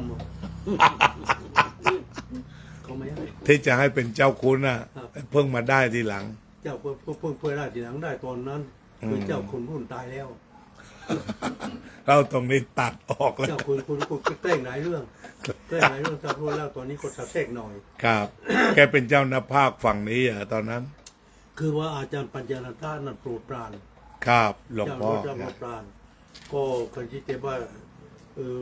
เจ้าขุนรุ่นแกไม่เรียบร้อยอะ ครับ แกไม่เรียบร้อยแกเป็นสารพัดอ่ะ ครับ มันก็ไม่น่าจะเล่าเลย เอาไม่เล่าแล้วกันไม่เล่า ตัดผ่านดีกว่า ยังมีหนังสือปกขาว เจ้าคุณคันชัยกระบี่เขียน ครับตอนนี้เราตัดเรื่องเจ้าคุณรุ่นออกไปแล้วกัน ครับตัดตรงนี้ พอตัดตรงนี้พับเราก็ถือว่าเส้นทางการศึกษาปริยัติหลวงพ่อถึงปริญญาธรรม 7 ประโยค ได้ปริญญาธรรม 7จำได้ไหมว่าพศเท่าไหร่เอาสักนิดหนึ่ง 2549 2549อันนี้เพิ่งมาสอบที่หลังเหรอ ก็ว่าไม่ใช่สอบ40 ปี อ๋อ สอบไปนี่เดี๋ยวผมคงต้องไปเรียนใหม่แล้วมั้งผมได้ตั้งแต่ 2524อะนะ อันนี้ พอมาสอบปท8ตกกับปี 25นะ สอบประโยค7 โอ้สาธุสาธุ 40 ปี นี่มีเรื่องหน้าบูชาทั้งหมดในวงการคณะสงฆ์สอบปท7 40 ปี 40 ปี ได้ครับ สมเด็จวรรณรัตน์มาหล่อพระถามว่าพ่อหลวงเรียนหนังสือถึงไหน บอกว่า280 ประโยค 280 ประโยค 280 ประโยค คูณกันใช่ไหม อย่า 4728 ก็บอกนั่นโอ้ผมได้แค่9ผมได้แค่9ผมได้แค่9พ่อหลวงได้280 ประโยคเดี๋ยวผมจะบอกพระเนนผมจะบอกพระเนนให้เอาตัวเยี่ยงอย่างว่าอดทน ผมได้แค่9ครับ เอาทีนี้ก็เป็นว่าการศึกษาระบบสาวิรัตพ่อหลวงเอาจนได้7 ประโยค ครับ ทีนี้ผมก็จะเริ่มต้นความสัมพันธ์กับหลวงพ่อพุทธทาสเกิดขึ้นอย่างไร มีแรงบันดาลใจอะไรที่จะเคลื่อนไหวไปยังสวนโมกหรือพบหลวงพ่อปัญญาเอาละทีนี้เล่าเลยครับผม ทีนี้พอถึงอาจารย์ปัญญานันทาในเรื่องว่าตอนนั้นพ่อหลวงก็อยู่ม.5 ครับ พอม.5 ก็ ครูเขาพาไปฟังเทศน์ ครับ ที่วัดศรีนิคม ครับ อาจารย์ปัญญาเขาเทศพอเทศท่านยืนเทศอกฟังก็มาจบชอบใจมากพอชอบใจมากพอจะจบขึ้นมาก็มาการโรงเรียนก็ปล่อยเลยอ้าวทีนี้เราก็นั่งตรงนั้นไม่กันคือต้องการจะให้ปัญญานันททัก คือนั่งตรงนั้น อ้าวหนูไม่กล้าเบอร์หนูไม่กล้าเบอร์ ได้ทักแล้ว ฮะ ได้ คือนั่งตรงนั้น หลวงพ่อปัญญานันทได้ทัก คนอื่นกลับหมดแล้วแต่คนอื่นก็อ้าวทำไมไม่กลับอ่ะเรียนบอกว่าอยากจะดูท่านอาจารย์โอ้กลับเย็นแล้ว อยู่ไหนอ่ะบอกอยู่วัดอ๋อเนี่ยเด็กวัดนะศิษย์วัดเราตั้งใจเรียนขยันเรียนนะพอหลังจากนั้นมามันก็ติดตามฟังถ้ารู้ข่าวว่าปัญญานามันเทศแล้วเราก็นั่งท้ายจักรยาน ครับ มันรถยนต์นั่งยากก็ไม่ค่อยมี ครับ เดินมาไปกระทั่งบวชแล้วก็ไปทุกที่บริเวณ ตรงไหนที่มีปัญญานันทาไปหมด ที่พอที่จะไปได้ก็ไปหมด ครับ นี่คือแรงบันดาลใจใช่ไหมค อ รับ ย่างหนึ่งแต่แล้วทีนี้ก็วันเรื่องตรงนั้นได้ยินข่าวพุทธทาสนี่ก็อยู่ตรงไหน พุทธทาสที่มาทีหลังปัญญานันทะใช่ไหมครับ ก็อยู่หลังเพราะว่ามัน เพราะว่า เรา มันเชื่อมโยงกัน ก็เชื่อมโยง ครับ แต่นี้ ครับ แต่ก่อนมันเกลยอ่ะ มันสายธรรมหัวใจ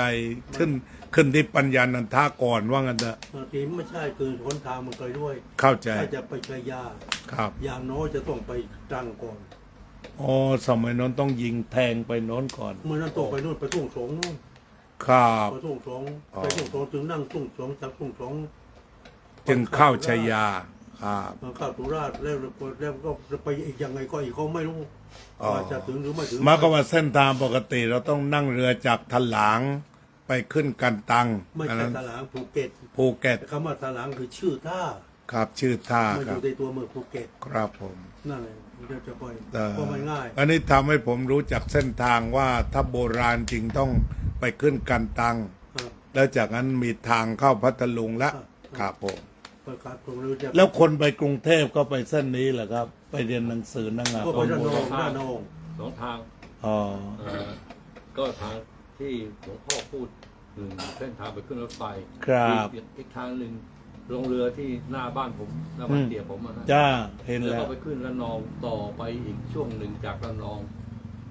ชุมพรขึ้นรถไฟชุมพรเข้ากรุงเทพ แต่ยุคหลวงพ่อปัญญานันทานี่นั่งเรือตลอดนะ จากภูเก็ตไประนองนี่ใช่ไหม ครับนั่งเรือ ครับ เจ้าคุณเข็บที่คนนั่งตรงนั่งเรือเจ้าคุณเข็บ ครับ ประมาณเข็บที่ เจ้าหน้าจังหวัดใช่ไหมครับ ไม่ใช่ศึกษาจังหวัดภูเก็ต ศึกษาจังหวัด ไปโรมาเป็น เส้นทางบนหน้าบ้านโยมแดงเนี่ยไอ้ท่าพวกนี้ใช่ไหมที่มันเป็นคลองอ่ะ ครับ อยู่ข้างร้านน้ำชาตรง ครั นั้น บ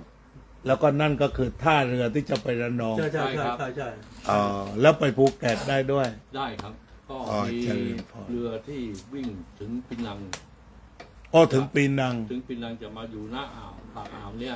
ครับ แล้วเรือรับช่วงจากท่าเรือหน้าบ้านเตีย เราขึ้นเรือปีนัง ไปขึ้เรือที่นั่น จริง ๆ สนุกกว่าเยอะเลยนะในสมัยอดีตเส้นทางพวก ท นี้ รมานสนุกสนาน ทีนี้ก็พอเรื่องหลังจากนั้นมาก็พอสนใจมากก็หาวิธีไปชัยยา ครับ หาวิธีไปชัยยาไป เอาเล่าครั้งแรกครั้งแรกที่ไปเหยียบชายา ก็ไปวัดพระ เล่า ธาตุก่อน ช้าๆอ่ะ ไปวัดพระธาตุที่พระบรมธาตุชัยยาก่อน อ๋อหมายความว่าเริ่มจากไปกันตังนี่เหมือนกันใช่ไหม ไปกันตังแล้วนั่งรถไฟ ครับ รถไฟไปลงที่ชัยยา ครับผม พอลงชัยยาแล้วต้องไปค้างคืนที่วัดพระธาตุก่อนเพราะไปตัวโมกก็ไม่รู้ไปยังไง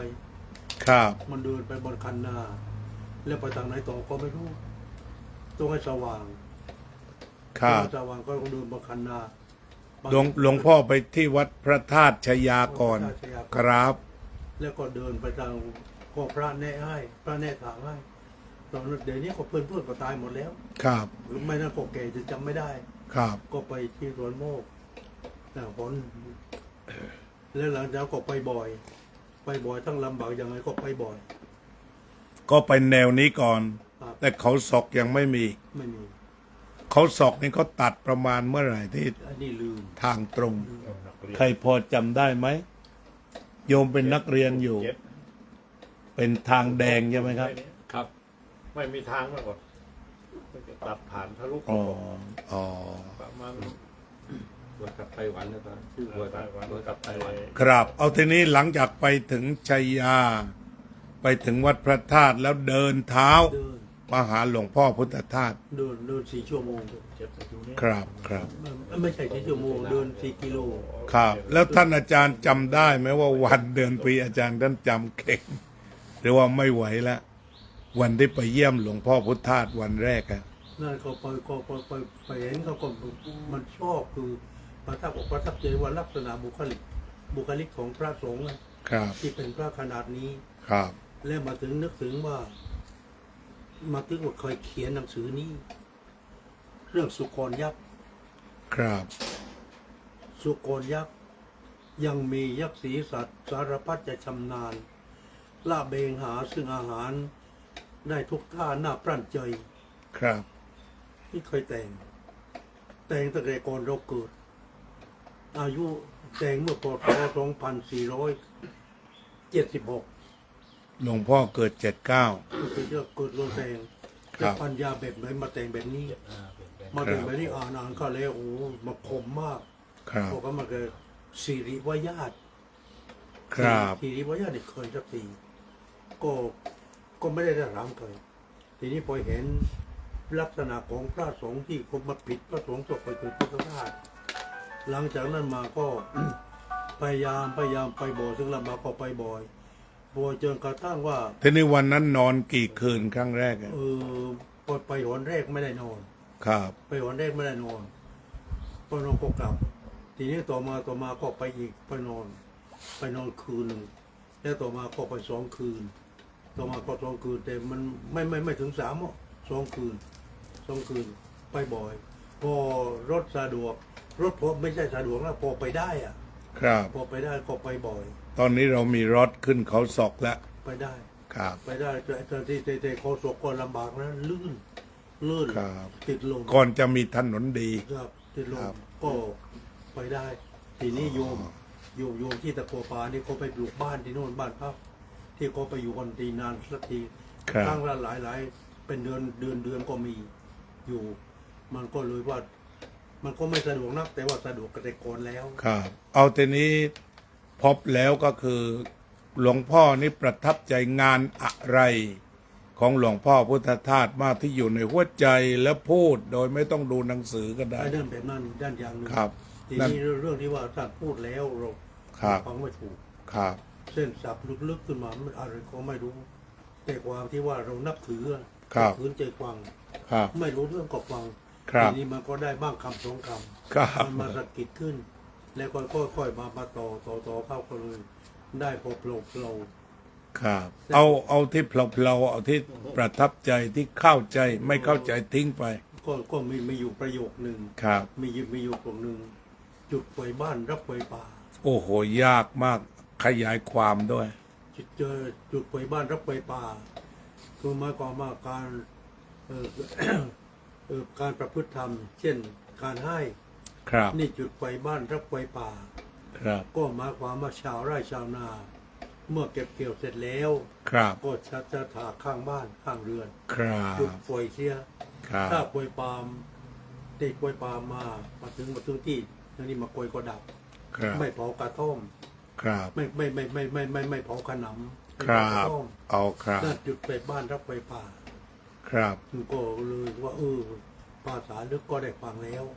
ครับ ก็จำได้พอจำได้มันก็ลามไปหาเรื่องอื่น เรื่องอื่นเช่น เรื่องไปหาเรื่องอื่นทีนี้เรื่องส่วนตัวอีกบอกว่าคนที่เป็นหือหอบพระยาเพศพงษาบอกว่าหน่อไม้แกงกับนกยูง ครับ แกงหน่อไม้กับนกยูง ครับ แต่ว่าผมเข้าใจว่า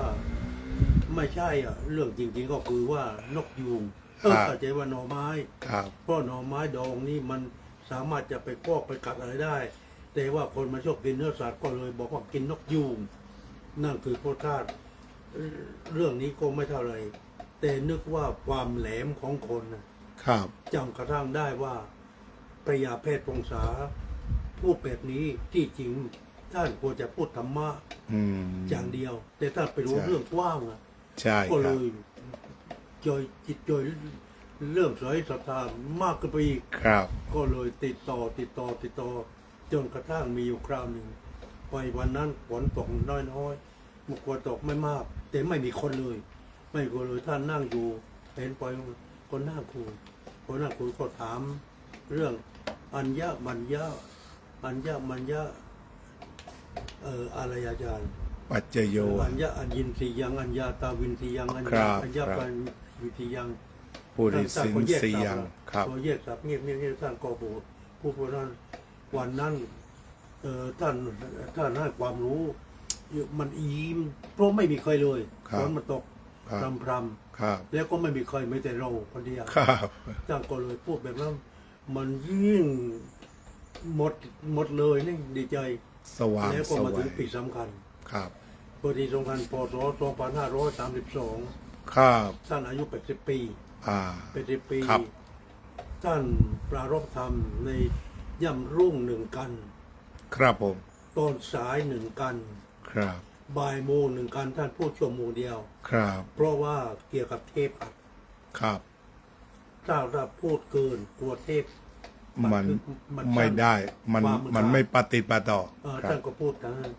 พอท่านพูดเสร็จแล้วคนมันมากไม่ใช่หมู่เดียว เพราะนั้น ครับ คนไม่ใช่หมู่เดียว ท่านก็เรียก บอกว่าม หาจิต เสียง เลย ข่มเหงอะ ครับ เกมบังคับว่าอยู่ที่ไหนมานี่ พระครูศรีประยัตยากรได้พูดจำเนียงชายา อยู่ไหน จากตะกัวป่าวัดลุ่มคีรีเขตอยู่ตะกัวอยู่ไหนมานี่ด่วนก็ไปถึงบอกกล่าวว่าไปนั่งตรงนั้น มีก้อนหินอยู่ก้อนหนึ่งที่เป็นเหมือนเก้า ครั อี้ บ แล้วก็เป็นก้อนหินกับมัน ครับ คล้ายๆโต๊ะนึกออกไหม ครับผม ไปนั่งตรงนั้น พูดธรรมะให้เขาฟังพูดแบบนั้นขึ้นมาทีนี้คนทั้งหลายนี่ หลายหมื่น เขามองเห็นเขาชื่นชมเพราะเขาไปทำบุญนะครับ พอเห็นพระทำได้ขึ้นมาวันนั้นได้คะแนนไม่มีที่ไว้ได้คะแนนเต็ม ไม่มีที่ไหว ไม่มีที่วางเลยคะนน แล้วก็ปลื้มด้วย ฮะ อาจารย์ก็ปลื้มด้วย แล้วที่ได้รับอาจารย์ก็ดีใจ แล้วหลังจากนั้นมานี่ความรู้สึกว่าคล้ายๆกับพระมหากัสสปะที่พระพุทธเจ้าให้สังฆติ ครับ และพระประกาศมานึกถึงเรื่องนี้จนปรารภธรรมสังขายนา รักพระพุทธเจ้า ทีนี้ สุดจิต เรา สุด แบบ ใจ นี้พอนึกถึงพระธาตุเลยก็ว่าคล้ายๆว่าเป็นคำสั่งว่า อย่าทิ้งสวนโมกข์ ครับผ เพ ม ราะฉะนั้นก็ไม่ทิ้งสวนโมกข์จนปัจจุบันเพราะเป็นแนวนั้น ถึงเวลาทำวัดก็ไป ครับ ทีนี้เฉพาะอาจารย์ปัญญานันทก็ใช้อยู่ตอนนั้นท่านมหาดอกเตอรก็อยู่ ครับ ที่งานสวดโยมเจ้าชื่น ใช่ใช่ค งา รั น บ เจนึกออกนะว่า ครับ ปัญญานันทก็ท่านใช้ ทีนี้ก็เป็นนะว่าประทับใจหลวงพ่อพุทธทาสหลวงพ่อปัญญานันทะ ทีนี้เหตุที่ไปวัดอุโมงค์ครับเหตุที่ไปวัดอุโมงค์พอสอนไหนที่ขึ้นทางเหนือ เพราะว่า ทีนี้ก็เรานั้นก็จะไปเรียนตัวกรุงเทพไปไม่ได้แล้ว ครับ ไม่ได้แต่ไม่มีที่พัก ครับ เพราะว่าที่มันเต็มหมด ครั ที บ นี้ก็นาท่านแพรวชวนบอกว่า ถ้าไปนาท่านแพรวชวนว่าไปเชียงใหม่ ก็เอารถไปสักทีก็ไปล่วงหน้า พอไปล่วงหน้าไปถึงไปโดนสวนวัดอุโมงค์หอบขึ้น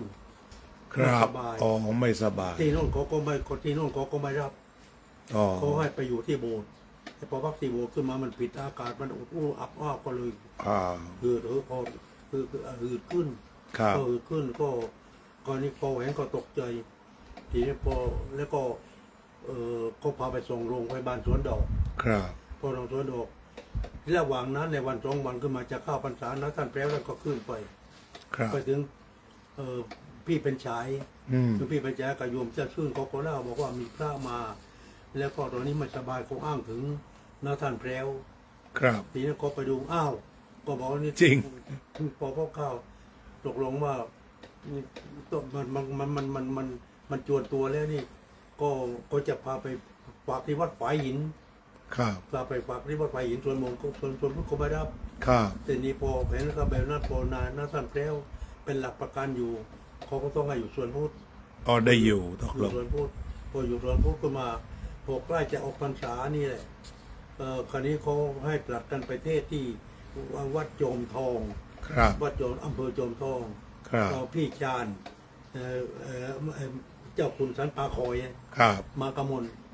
ท่านปรากฏเป็นผู้จัดคนนู่นจัดคนนี่ไม่เรียบร้อยแล้วเขาไม่รู้หาใครก็ได้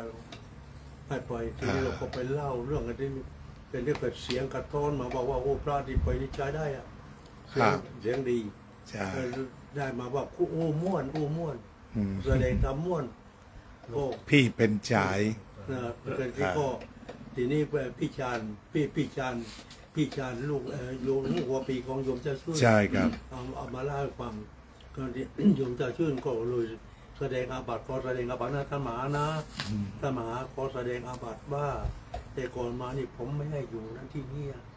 ท่านมหาโกรธบอกผมไม่โกรธโยมทำถูกต้องแล้วจะต้องกลั่นกรองไม่ได้จะเสียชื่อ ครับ โยมทำถูกแล้วเสียชื่ออะไรก็ดีแล้วมันต้องรับว่ารับพัฒวัง ที่หลังท่านก็เป็นที่เคารพของวัดอุโมงค์เลย ในนี้เขาก็ แล้วไปอีกหลายรอบใช่ไหมครับ ไปหลายรอบไปมาก แล้วที่หลวงพ่อเล่าถึงการทำแกงไตปลาแห้งเนี่ยเป็นยังไง นี่คนเป็นคนแรกของประเทศ คน ของโล ค ก นแรกของโลกเอา ของโลก ก็เล่าหน่อยเล่าหน่อย เพราะว่าพอไปอยู่ที่นั่นทีมันต้องหุงข้าวอ่ะ ครับ ไปอยู่กรุงเทพก็ต้องหุงข้าว ครับ แล้วก็บินทบาทไม่พอฉันเพราะคดีนี้จะทำยังไงว่าให้มันกระตัดรัดก็ถึงไตปลาแห้งนะครับ หุงข้าวแล้วก็คลุกข้าวในฉันได้รีบไปโรงเรียน ครับ ไปโรงเรียนมันก็ได้เพราะว่าขยันมาก วันหนึ่งไปหลายที่ ค ส รั อบ งสามสี่ที่ทุก เรียนวัดสามพยาไปไหนอย่าง วัด นั้น โนรนาถวัดประยูน อ๋อไปเรียนหมดเลย ไปทุกวัดเลย ครับโอ้ ก็ไปวังเทพที่วัดใหญ่ศรีสุพรรณ อ๋อ วัดใหญ่ศรีสุพรรณที่วงเวียน ครับ เล็กหรือวงเวียนใหญ่ ครับวงเวียนใหญ่ เมื่อการสวบไล่คงไม่ค้างไม่ติดที่ประยุกต์7นี่เพราะมาเป็นเจ้าวาดทำไม อ้าวทีนี้ก็ศึกษาเล่าเรียนพบหลวงพ่อพุทธทาสหลวงพ่อปัญญานันทะมาเริ่มเป็นเจ้าอาวาสที่วัดคีริเขตนี้เมื่อไรอย่างไร ตอนนั้นพศ2513 ครับ อาจารย์ โอ้ โบ นา ราณ น ภาพ นานแล้ว พอ มั้ง อา ค จา รั ร บ ย์โบราณภาพก็ต้องที่นี่โยมที่นี่แหละเขาก็พูดเจ็บๆว่าพ่ออาจารย์ก็เป็นคนดี ลูกศิษย์ก็เป็นคนดีวันนี้พออาจารย์ไม่อยู่เข้า ลูกศิษย์ไม่โยม รับทอดหน้าที่นี่ป้าว่าลูกศิษย์นี่ทรยศนะ ป้าพูดอย่างนั้นเลย หรือชาวบ้านเขาพูดได้เจ็บ อ๋อ ๆเจ็บๆว่าอยู่นะพูดคำหนัก ครับ ๆลูกอาจารย์ก็เป็นคนดี ลูกศิษย์ก็เป็นดีพออาจารย์ แต่ มา ลูก อยู่ ปิด กับ ทรยศเสียแล้ว ลูกศิษย์ลูกศิษย์ไม่สืบงานนี่ลูกป้าว่าเป็นคนทรยศนะครับ พูดหนักๆพูดเจ็บ ครับ ๆเขาพูดชมนะแต่ชมแปลกๆครับ แล้วจึงตัดสินใจ 2513 มันต้องตอบแทนบุญคุณวัดนะครับ วัดนี้คล้ายๆกับว่าผู้คนแก่ไม่มีลูกมีแต่หลานนะครับ เลยก็เลยว่าแล้วก็ปอดตาปุ๊บเต็มเมืองว่าไป อืม เดี๋ยวนี้ก็ไม่หมด ครับ แล้วก็รบสงครามไม่หยุดเลย ครับ ใหญ่แค่ไหนก็รบแมงกอกนี่ไม่หนีช้าง จ้า แมงกอกนี่ไม่หนีช้าง ทีนี้อุปสรรคของการเป็นเจ้าวาดระยะแรกเป็นยังไงบ้างครับ หนึ่งหมู่พระไม่ชอบ หนูพระไม่ชอบ หลวงไม่ชอบ อ๋อค ไม่ รับ รู้เขาเกลียดอะไร ไม่รู้ไม่เกลียดอะไร ครับ เราพี่น้องพี่เราเขาก็มันใช่ว่าไม่เดี๋ยวไม่ดีพอเราสู้มากเราก็ไม่เสียคนอีก ครับ ดีก็เห็นว่าทำแล้วก็ไม่ดีก็ไม่ดีก็ไม่ดีก็ช่างหัวก็ทำถ้าที่ใดมีเหตุผลได้ทำเกลียดก็เกลียด ครับ เกลียดคนทางขอลูกไปทางอื่นดีโอ้รบ คณะสงฆ์มาถึงในวัดแล้วก็นอกวัดก็ไม่ค่อยชอบ ทั่วทั้งเมือง ทั่วทั้งเมืองมีเขาเขียนชื่อ มีอยู่คราวหนึ่งเขาเขียนชื่อมันจะเจ้าวาดลงเล่ามันยาวอ่ะ ครับ ก็เป็นการลงชื่อมันปีเสียก็เขียนกัน อืม ปีเรียกเขาเขียนกันแต่คนจ้างงานคุยแล้วไม่เคยแล้วไปกี่สิบปีใช่ไหมล่ะ ลงชื่อให้ออกกันนะ ไม่ ครับ ใช่ออกคือมาความว่าเรื่องที่พูดมันไม่จริง อืม ไปเข้าข้างคนผิด อืม เข้าข้างคนผิดเข้าข้างคนผิดทีนี้เราก็สู้ทุกทางสู้วิธีสู้ก็เราสอบไล่ ครับ สอบไล่ให้ได้ป .7 สอบไล่ได้ป .8 ป .9 ครับ ทีนี้มันก็ไม่ได้แต่ตั้งเข็มมันต้องสอบไปได้ ครับ เอาทางนู่นนอกนั้นฝึกผลการเทศ ครับ ทีนี้พอผลการเทศขึ้น ไปต้องการที่จะฟังเทศน์ก็ไม่รู้ฟังจากใครก็ฟังจากเรา ครับ เราก็เลย เป็นพระนักเทศน์อยู่ หรือเราก็เลยมาชนะของทางนี้ ครับ มันยั่วโมโหเขาด้วย ทีนี้อันที่สองที่น่าเคารพมากคือไปสอนโรงเรียน ที่บอกคนอื่นเกษียณแล้วหลวงพ่อก็ยังเดินต่อเกือบ90ก็ยังสอน เป็นยังไงบ้างครับเริ่มชีวิตการสอนตามโรงเรียนยังไง ก็ ครับ ก็การว่าเขาต้องการให้พระสงฆ์ไป ครับ ไม่รู้จะหาใครไป ครับ ก็บอกก็เราก็ไป อาสาสมัครไป ก็ไม่แล้วก็จะไม่ขอ ครับ ไม่ขอแต่เขาให้ไปก็ไป คนิมนต์ไป เขานี่บนไป เห็นหลวงพ่อมีหนังตะลุงอยู่ตัวเดียวหรือว่าหลายตัวเวลาไปสอน ฤาษีด้วย ครับ ออกฤาษีแล้วออก นี่ทำไมไปเอาฤาษีไปออกตามโรงเรียนอย่างนั้น มี ล่ะ ก็คือว่าเป็นครูเขาบอกว่า ต้องมีอุปกรณ์การสอ ก็ น มีสองตัวคือมีว่าแต่ว่าบอกว่า หนังตาลุงนี่เกิดมาจากพระ ครับ คือว่าแต่ก่อนนะหนังตาลุงจะมีลิงหัวข้าม ครับ ลิงขาวกับลิงดำ ครับ ลิงขาวลิงดำกัดกันพอกัดกันก็มีฤาษีมาขวาง อืม ลิงสองตัวก็หายไป ครับ ก็หมายความว่าเรื่องสงครามหรือศีลธรรม ครับ เรื่องดีเรื่องชั่ว ครับ ฤาษีนั่นคือความถูกต้อง ครับ ก็ออกอันนั้นเป็นรูปพอเป็นเครื่องเล่าแล้วทีนี้ก็หนังตาลุงที่ประสูติทิตาพระกุมารอุทยานสวนลุมพินีวัน ครับ เดี๋ยวขอหยุดสัก5 นาทีเพราะรู้สึกใช้เน็ตยาวมันชักจะรวนๆคือตอนบวชจบแล้ว ตอนสุดท้ายคืองานเผยแผ่แล้วกันนะเดี๋ยวตอนนี้ขอหยุดก่อนเจริญพร